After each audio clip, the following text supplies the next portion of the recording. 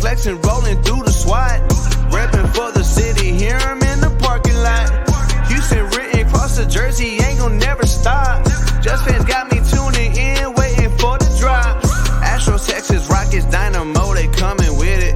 When they pull up, got the city sitting on a fitted. Straight up A-Leaf, hold it down, ain't gon' never quit it. Just fans got me tuning in, let my dogs get it. Southwest A-Leaf, Texas, throw down here and it's so infectious. We ride for the Houston Astros, Rockets, Dynamo, and them Texans. How's it going, everybody? It's Carlos, your host of the Just Fans podcast, and I'm here with my co-host Rios in the house. How's it going, Rios? Another day in paradise, man. Life's good. There you go. I can tell the uncertainty in your voice, buddy. Hey, today we got a great guest with us, man. The one and only former Houston Texans first-round pick. We got the one and only Kareem Jackson in the house. Kareem, how's it going, man? It's going great. Going pretty good. How you guys doing? Doing good. On vacation. Usually not my background that I have going on, but I'm on vacation right now in San Antonio. So, man, thanks for joining us on the show. We're excited to have you on. Tell us right now, like, how I did mention being, you were a first round draft pick. What was the experience like being drafted in the first round, and were there any other teams that were kind of in contact with you during that time? Obviously, it's for me a dream come true. As a kid, I put all my eggs in one basket, and that was to play professional sports. I grew up a kid playing all three sports: baseball, football, basketball. So, like I said, I put all my eggs in those baskets, and into my dream to come true. And to be drafted in the first round. Man, definitely a lot of excitement. I remember as a kid writing papers saying I wanted to play Division I football and get drafted, and play in the NFL. When I got drafted, my mom pulled it back out. She still has, those memories of me as a kid saying I wanted to play in the NFL. So it was a dream come true. Definitely a lot of excitement, but with that, definitely a lot of expectations. Definitely. Awesome. Cool. So walk us back to your rookie season. It's your first home game coming out of the tunnel of energy. Describe to us that feeling. Like, what did it feel like, walking through the tunnel, finally, living out your dream from childhood? It was, again, a lot of excitement, but at the same time, kind of anxious, nervous, a ton of emotions wrapped up in one. My first regular season game, he's playing against Peyton Manning, in the Indianapolis Colts. So for me, it's just like I'm excited, at the same time, man, I grew up watching Peyton Manning, watching him carve defenses up, knowing what type of brainiac he was with the game and, and things like that. So just a lot of emotions wrapped up in one, and obviously the fans were great, in Houston and still are great. So just coming out to, being in NRG, man, it was amazing. I couldn't have wrote it, any differently. Awesome. That question was brought to you by our friend Juan Rios. There, shout out to Juan. Now I know you mentioned the great audience or whatever in NRG.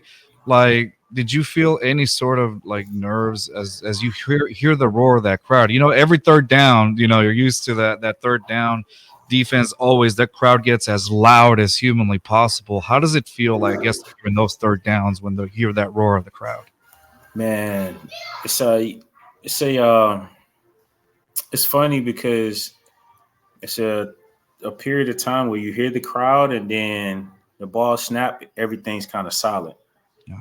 And it's just like, just the guys out there, like you can literally hear guys, saying different things, throughout the play. If you, especially playing with guys that you're real familiar with, you can hear them throughout the play because for some odd reason, for some strange reason, it's like the crowd isn't there anymore. Almost like, during the COVID year, where the stands were empty. So, and then after obviously making a third down stop, and if your team is on offense, and then, getting the third down, and moving the chains, man, the crowd instantly clicks back in, and it's just, it just gets loud, man. It's one of those things, you kind of grew up watching it and always wanted to experience it, and getting a chance to be out there and hear the crowd screaming at the top of their lungs and, just experiencing those moments, man. I wouldn't trade it for anything.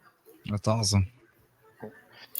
So as a kid, so you grew up in Georgia, and moving to Houston, was it a bit of a transition period? Because you've been there your whole life, and you moved to this whole new state, whole new city, different culture, and all that.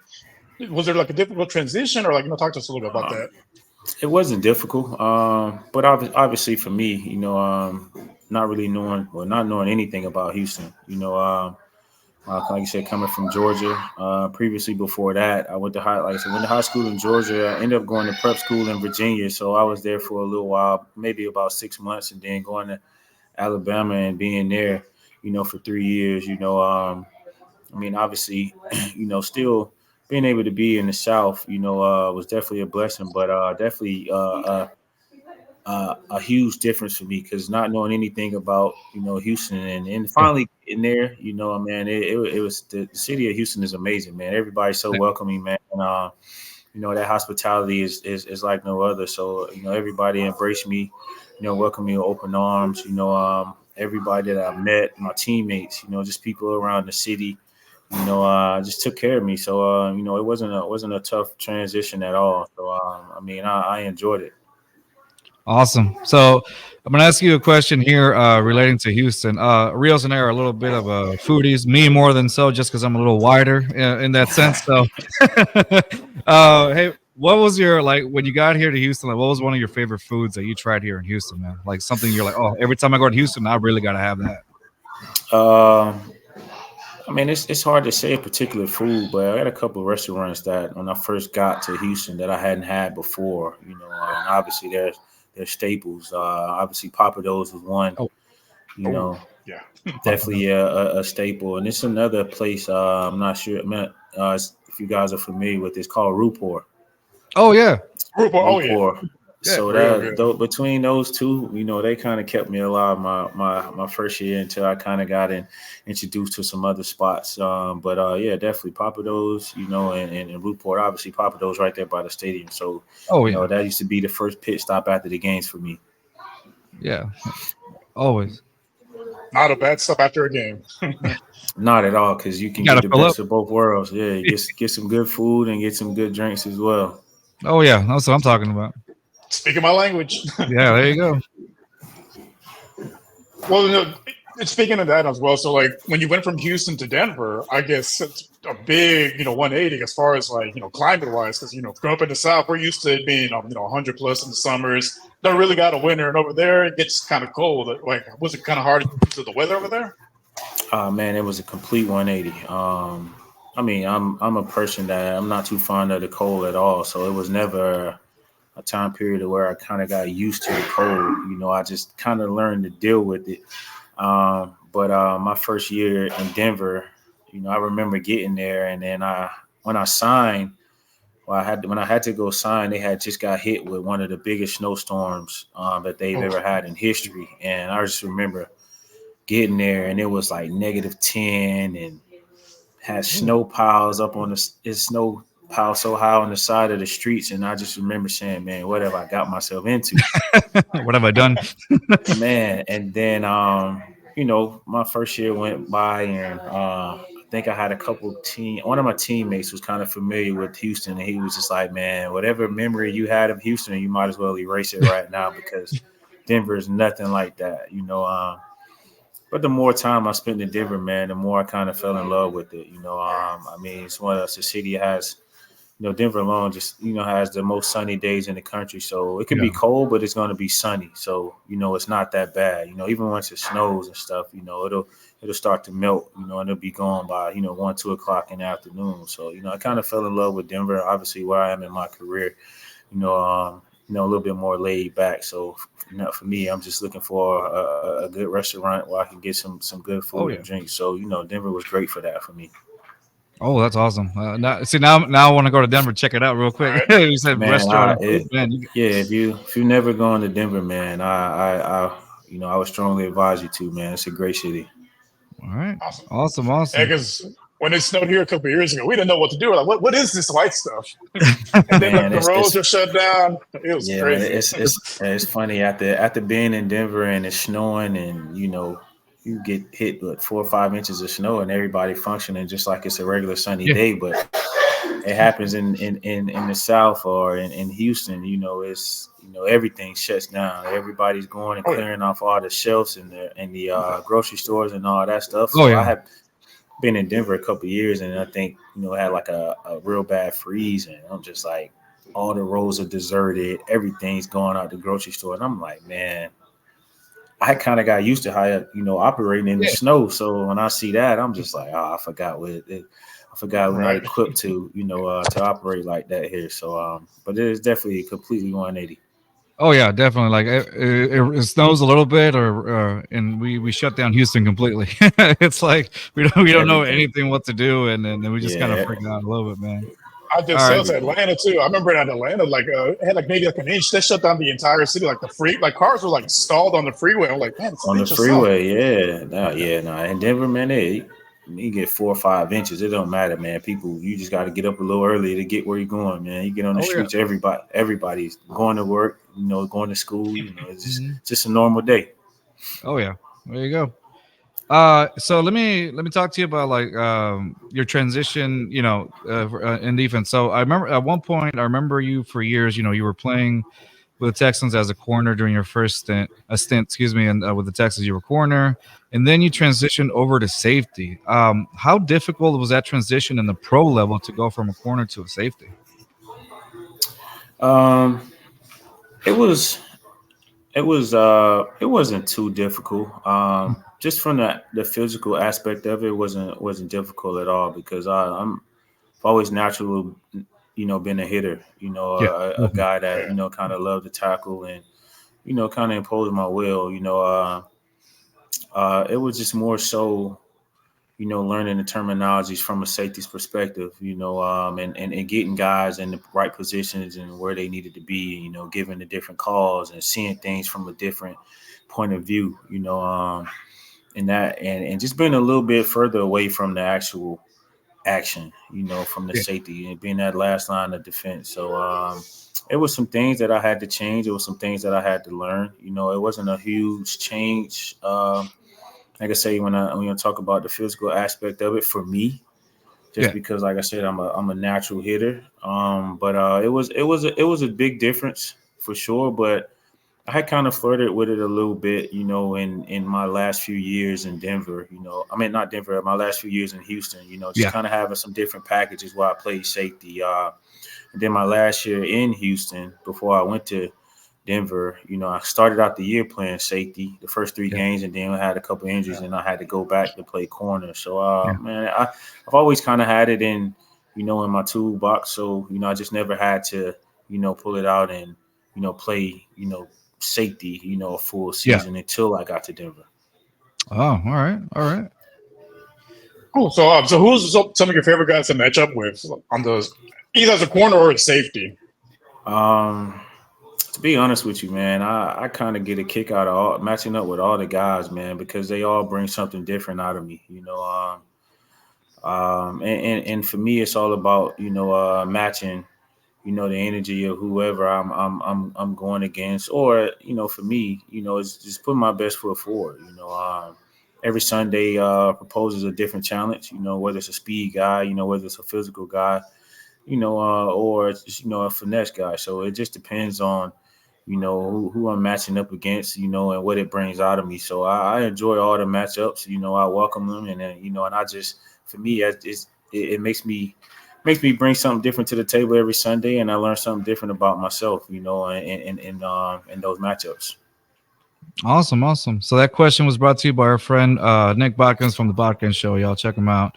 I wanted to ask you, as you know, Quentin Demps or Coach Quentin or Coach Q. If I don't say that, he's gonna yell at me. Coach is a good friend of our show. Like he'll come in and hang out with us for a while. And there was one point where I tagged you, excuse me, because we had him on, and then coincidentally, that's when you returned back to Houston that same week, and we had him on. Mm-hmm. So I was like, hey, let me ask him because I know y'all play together, and I remember asking him, and I remember tagged you on it, and he said every time I talk about Kareem, I get a little bit emotional. He got a little bit emotional, and he was like, it was always such a tight knit group whenever Man. y'all play together, and and he you could tell that it was really like he had like It those hit him fond right here. memories. It hit him, and so I guess kind of tell us how was it playing with that group with JJ and Quentin and that Bulls on Parade defense or so that Man, you it was great. You talking about real brotherhood. yeah.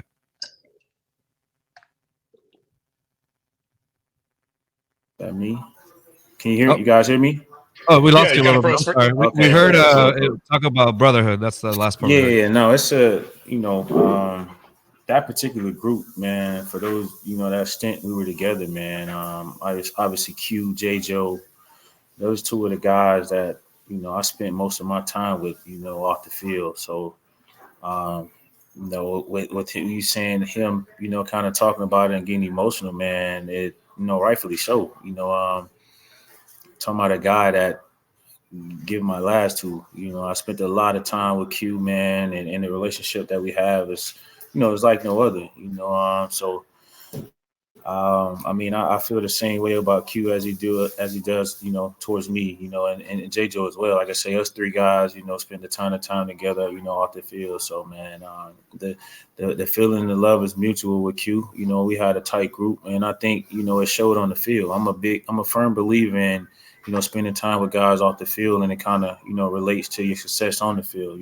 So at that point in time, we were spending a ton of time together off the field, learning about each other, a personal life, just being there for each other as brothers, not just the football life, but, your life outside of football. I think that stuff matters, So for me, it was all about, spending that time with them outside the locker room and getting to know Q and really learning about him. So, man, Q would, forever be my brother. Oh, that's awesome. That's awesome. Yeah, he spoke so highly of you when he's on the show. Like you could tell, like you could feel that love when he was talking about you. Like his eyes lit up, and he was just, he was on it. Q's my guy, man. For that, that's my guy for sure. And he will always have the best draft story when he was passed out drunk and Andy Reid called him. I don't know if he told you that story on draft day. He was passed out drunk, and then Andy Reid had called him, and his mom was banging on his door trying to get his attention. I think we lost him again. Oh, Hold on. I think he froze. Yeah. All right. Sure, come back on in. I think I'm back great. now. Yeah, we got. I'm Yeah. sorry. Say, were you able to hear that? I didn't. I didn't. Go ahead, Rios. I was saying that Coach Q had the best draft day story. So he had went out the night before, got hammered, and was passed out, hung over, and he was getting phone calls from Andy Reid. Like he called him back to back to back, and he didn't pick up at all. His mom was banging on his door, like Andy Reid's on the phone. That was like the best draft day story we've heard by far. Man, I'm sure, man. I'm sure everybody got some stories in their in the Rolodex. If you got time, man, people will definitely roll them out to you. But I bet Q got a ton of stories. Oh, he was awesome. I love that he was so open with us about it. I was like, that is like one of the greatest stories we've heard on this one. It was hilarious. So let me see. I think Rios, this is your turn. I'm sorry, bud. Go ahead. No, you're good. So the NFL season is pretty long. Sometimes there are some seasons where it doesn't go as well as on the team level. What do you do? What do you do personally to stay motivated during like a tough season where it looks like the playoffs is out of the question? And how do you yourself stay motivated?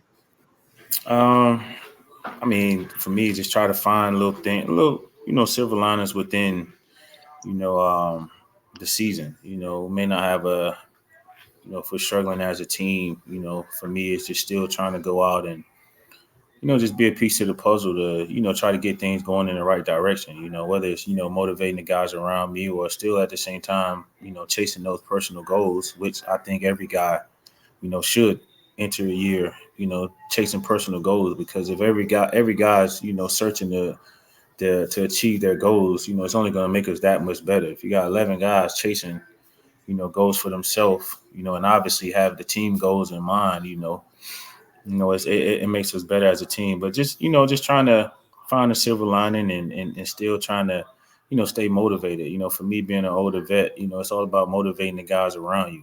That season starts to get long and, maybe you lose 4 or 5 in a row. Just still trying to, motivate the guys around me to come into work, and get our work done so we can get out of that, whatever hole we're in. So for me, that's what it's all about. That's awesome. Yeah. So let me ask you, Kareem. So, what was, I want to go back to, I guess, like the brotherhood that you were talking about. What was it like, returning in your second stint as a Texan, and then playing not only back with the Texans, but playing with one of your former teammates, now being the head coach of the team, DeMeco Ryans. Q told us all about his, Coach Q told us all about his leadership skills and everything. What was your personal experience returning back to Houston for the second stint, and specifically, just being under under Coach DeMeco Ryans again this time around? Right.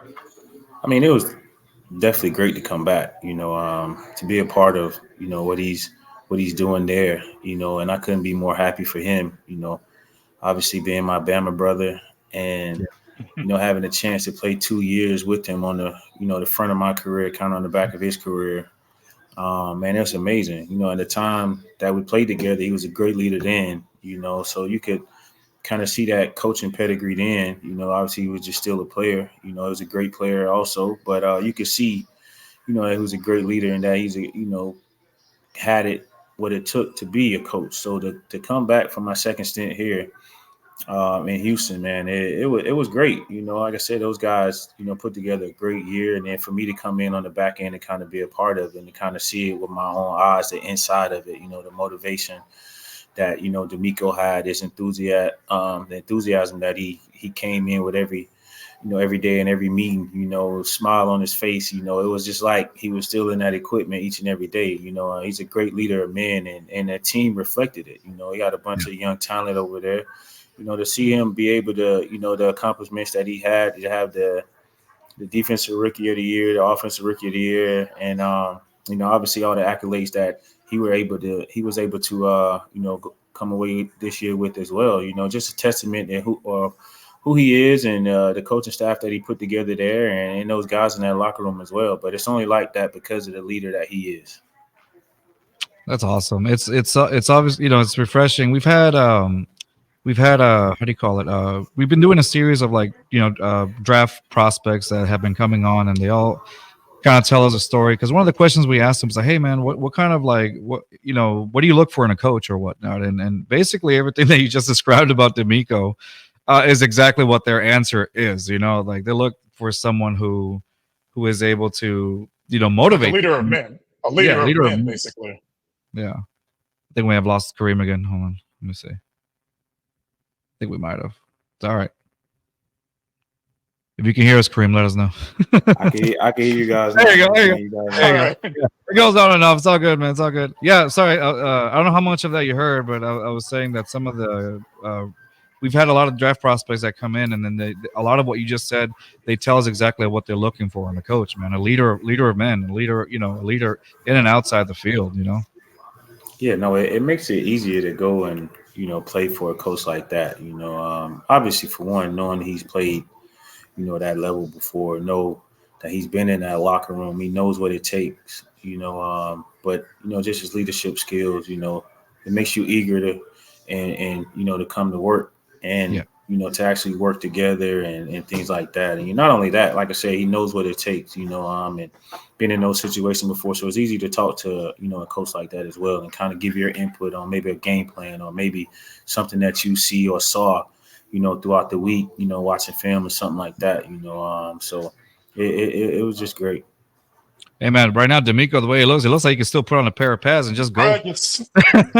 Man, he's definitely still looking good, man. He's definitely in shape. So you come through the training room and you see him on the elliptical or, get some work in himself, man. So he's still working at it. There you go. Awesome. All right, so going to another topic. So you've been in the league about 14 years now. What's life after football for Kareem? Any special plans? Right now, man, my plan is to I definitely want to get into commentating. Definitely want to stay close to ball, stay close to sports. I feel like it's a ton of opportunity in Houston. Whether it's high school, college. And you got the pro teams. In Texas. So for me, I definitely want to try to get into commentating. That way I can stay around the game. and still kind of keep my energy towards it and things like that. So that's definitely my first priority once I'm done. Yeah, Yeah, I we can see that with KJack TV. Like, I could see that. Like, you were man, that was one of the things. My favorite things looking forward to before the game days, like KJack TV. So let Yeah, me ask you, man. now that Rios brings it up now, what was the idea behind KJack TV? Because we would see a lot of those, like, interviews with like with these parody interviews with like Connor Barwin, J Joe at sometimes, JJ Watt whenever he came in, like you and Brian Cushing, like all these guys, you would have them on, and it was almost like a funny insight of what goes on in the locker room that obviously as fans we don't get to see that perspective, right? Right. But what was the idea behind KJack TV? So, and like you said, that was pretty much, you know, the gist of our, perspective of KJAC TV. We wanted to give the fans a different side of the guys, not just the guys in the shoulder pads and helmets on Sunday. We wanted, to show these guys personalities, show their sense of humor, really show what type of guys they are and see a little bit of what we see in the locker room, when we're just kind of playing around, not in, practice mode or not locked in for games. So that was the thing with KJAC TV. And so we kind of started it and, it kind of caught fire and everybody kind of enjoyed it. So we kept it going, so I kind of took pride in that, like I said, showing another side of the guys. A lot of times you don't really get to see these guys. They just see them on Sunday. So you think we're these gladiators and, no emotions and anything like that. So being able to show a different side of the guys and like I said, that sense of humor and really show who they are outside of that. And for everybody to get to see it, we, like I said, I took pride in that. Yeah, that's awesome. It, as obviously as a fan perspective, man, it was something that you enjoyed watching on, the Texans would post it on either like Facebook or any sort of social media, and it was always like, oh, I gotta see this, or the YouTube channel, and it was always fun. Like, did you ever have anybody like be like, you ask somebody and you're like, nah, I don't want to be part of that, or was it always like, yeah, man, I'm in, let's go. Nah, everybody for the most part, man, they was all happy to do it. And even some of the guys, like obviously the year was started and people just started kind of asking me like, hey man, when I'm gonna get my turn on KJAC TV? I'm just like, man, I'm gonna get to you. Let me, and I just I try to think, what guys I could do and try to get them in order. And then certain guys, like I said, guys would be like, hey man, when I'm gonna get my chance on KJAC TV? And it's just like, all right, I'll get you next week. And if I forget, they be like, hey man, you say you're gonna, get, but so they started to kind of like, press me about it. Like, hey man, I don't care who you're getting this week. It's my turn to be on KJAC TV, man. Yeah. So, There you go. I mean, the guys enjoyed it as well. And I mean, like I said, it would be, the guys would kind of line up and kind of get on me about it, when it would be their turn on KJAC TV. Yeah, it looked like a ton of fun. So, would you ever get into coaching? Like, I know, Coach Q got into coaching a little bit after he retired, and then J. Joe, he was doing an internship with the Texans this past season as far as coaching. Would that be something you'd be looking into as well? Maybe a little further down the line. I don't see myself retiring and jumping right into coaching. Just the amount of time that they put in, man. You're talking about sleepless nights. Putting in, a lot more time than we put in, in the facility and things like that. So for me, I think I'll take a little bit of time, and try to get into the commentating world. See how that works out for me. But I don't see myself jumping right into coaching, right off the bat. Yeah, no, I get you. It's almost like you have to kind of go away for it, but not too far in a way, I guess. And like you said, it's a whole nother different, level and perspective. A lot of sleepless nights, like you said. So, we started this thing like two years ago, actually about to be 2 years ago, podcasting. And I've seen you like on the Believe Network, also doing a few interviews yourself and things with other guys as well. Do you see, and I know you're trying to get into commentating. Aside from commentating, do you feel like you got something going on with the podcasting world as well, or? Well, yeah, actually, we kind of turned KJAC TV into a podcast. This past year, we shot a couple of episodes, and then obviously my season started to kind of go in a different direction because of all the stuff that I was going through. So kind of had to put that on hold. But yeah, I'll definitely pick back up with that, here once the season starts. Maybe before the season even starts, obviously being in Houston, good friends. It's like, obviously I call him my OG, but, RJ Johnson took me under his wing, when I was a rookie that didn't know anything, and like I said, I owe a lot of, a lot of my success in my career for him, him and a lot of other guys, So he's definitely one of the guys that I want to get on, KJAC TV, with everything that's going on with him right now with the Hall of Fame and things like that, just to kind of talk about it, But so we'll see. But yeah, definitely I'll continue to do the KJAC TV podcast, like I said, because it kind of got cut short, this season because of everything I was dealing with. So we'll pick it back up here and maybe hopefully in the next couple of months or so. There you go. We'll definitely be looking forward to that, man. It's something that it's a fun thing to do, and it's you stay with sports and things like that. But Kareem, I want to thank you so much for being part of our show today, man. It's such a awesome thing to have you on, and it just gives us a little bit more credibility on our show. Hey, man. However I can help it, man. I appreciate you guys having me on, man. You guys got a great platform here, and it's for me, it's a pleasure to be on. Thank you, man. We hope to have you again sometime, and chop it up with you, as the kids say nowadays, or at least that's what they tell us. I don't know. Most definitely, man. Just let me know. I'm here. I appreciate you, man. Sure, all right, sure.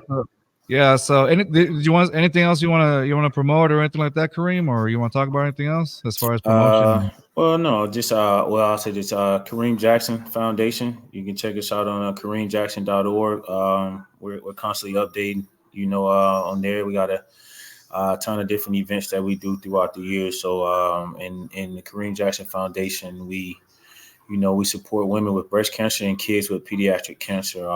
My mom was a 2-time breast cancer survivor, and my sister was a leukemia survivor. So, so naturally, I created the Kareem Jackson Foundation, and to, in respect for them and to honor them. So, like I said, everything we do year to year is all on that website.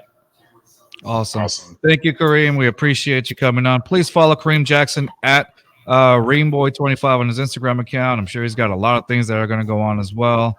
And also want to give a big ups to our friends at Full Steam Ahead, who do a lot of Astros reporting and stuff. Amazing guys. And of course, at Our Esquina, which we will be being a part of. Surprise, surprise.